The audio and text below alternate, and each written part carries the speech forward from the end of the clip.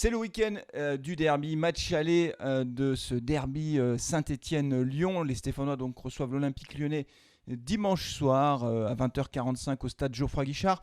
Un match qui arrive dans un contexte hyper lourd, hyper pesant pour les Verts qui sont derniers au classement. Les Stéphanois qui restent sur 5 défaites consécutives. Une pression du public, des supporters qui est de plus en plus forte. Pour l'instant, les supporters ont été vraiment tout à fait exemplaires. Ils ont soutenu leur équipe malgré l'enchaînement de résultats catastrophiques. Et il y aura du monde à Geoffroy Guichard dimanche pour soutenir l'AS Saint-Étienne. Et c'est un match évidemment que tout le monde attend avec beaucoup d'impatience, même si on sent bien que, bien sûr qu'il y a de la pression sur les joueurs, sur les dirigeants, mais là ce que je note quand même, c'est qu'il y a une pression qui est de plus en plus forte sur Claude Puel. Les interrogations concernant l'avenir de Claude Puel à la tête de l'AS Saint-Étienne sont de plus en plus nombreuses, évidemment compte tenu des mauvais résultats. La question de savoir si Claude Puel va rester l'entraîneur de l'AS Saint-Étienne se pose, surtout en cas de défaite face à Lyon. Lors du dernier débrief, j'ai indiqué qu'effectivement Claude Puel aujourd'hui avait beaucoup de difficultés avec son groupe. Nous sommes samedi au moment où j'enregistre cette vidéo. Il y a un papier dans l'équipe aujourd'hui de Bernard Lyons qui est vraiment qui dit ce qui se passe en réalité et que c'est vraiment un bilan catastrophique de Claude Puel à la tête de l'AS Saint-Étienne. Et donc dans ce contexte-là, comment les Verts vont aborder ce match, comment les joueurs vont aborder ce match, est-ce que c'est un match qui est perdu d'avance? Alors j'ai posé la question sur la chaîne Carton Rouge TV, vous voyez les résultats à l'écran, on a plus de 800 personnes qui ont répondu et la moitié des répondants nous disent que les Verts vont perdre ce match. 40% quand même pensent que les Verts peuvent gagner et il n'y a quasiment personne, ça m'a surpris par contre, qui mise sur un match nul entre les deux équipes alors que c'est quand même un résultat qui peut arriver. Je suis très surpris de voir que soit on a des supporters stéphanois qui sont tout à fait pessimistes et qui voient une défaite de la SS et pour certains d'entre eux même une grosse défaite de la SS, soit il y en a encore qui y croient et il n'y a personne qui arrive à être un peu modéré en disant finalement peut-être qu'il y aura match nul. Alors que va-t-il se passer? D'abord, il faut replacer ce derby dans le contexte. Alors je viens de le faire par rapport aux mauvais résultats actuels, mais il y a un autre élément aussi qu'il faut avoir en tête, c'est qu'on reste sur un derby catastrophique à la maison l'année dernière.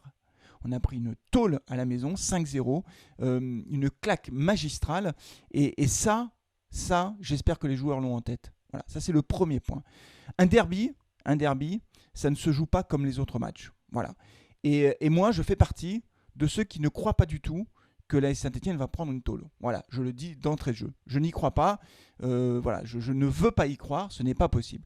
Un derby, c'est un match qui se joue pour l'essentiel dans la tête. Alors bien sûr, après techniquement, t'as beau être prêt dans ta tête, si tu joues comme un joueur de n'importe quoi, de régional, et qu'en face de toi t'as Lionel Messi, même si dans ta tête t'es déterminé, Messi va te faire 4 passements de jambes, 6 ponts, et que c'est 6 petits ponts, et tu verras rien. Mais là on a des joueurs professionnels, notre équipe n'est pas extraordinaire sur le plan technique, c'est le moins qu'on puisse dire, mais c'est dans la tête que ça va se jouer.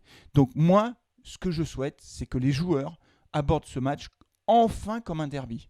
Voilà. Parce que le match qu'ils ont fait l'année dernière, la saison dernière, à la maison, face à Lyon, c'était une honte. Voilà. Et donc, ça, ce n'est pas possible. Donc, c'est dans la tête que ça se joue. Donc, c'est à Claude Puel, je ne sais pas si c'est le mieux placé pour faire ça, parce qu'encore une fois, je pense qu'il est en difficulté vis-à-vis de son groupe. Mais à la limite, les joueurs de la Saint-Étienne, ils ne jouent même pas pour le coach, ce match. Ils ne le jouent pas pour le coach. Ils le jouent pour les supporters et pour les Stéphanois, d'une façon générale. Voilà, pour l'AS Saint-Étienne. Donc, les gars, sur le terrain, je ne sais pas s'il y a un joueur qui regarde cet avant-match, mais sur le terrain, vous ne lâchez rien. Jamais. Jamais. Et on joue dur. Un derby, ça se joue dur. Parce que les premiers contacts sont essentiels. Si sur le premier contact, tu as un Lyonnais qui arrive, il te met à attaquer, tu t'envoles, tu te roules par terre, tu te relèves pas. Non. Un derby, ça se joue aussi physiquement. Il faut s'imposer physiquement. Il faut jouer dur. Voilà, c'est comme ça.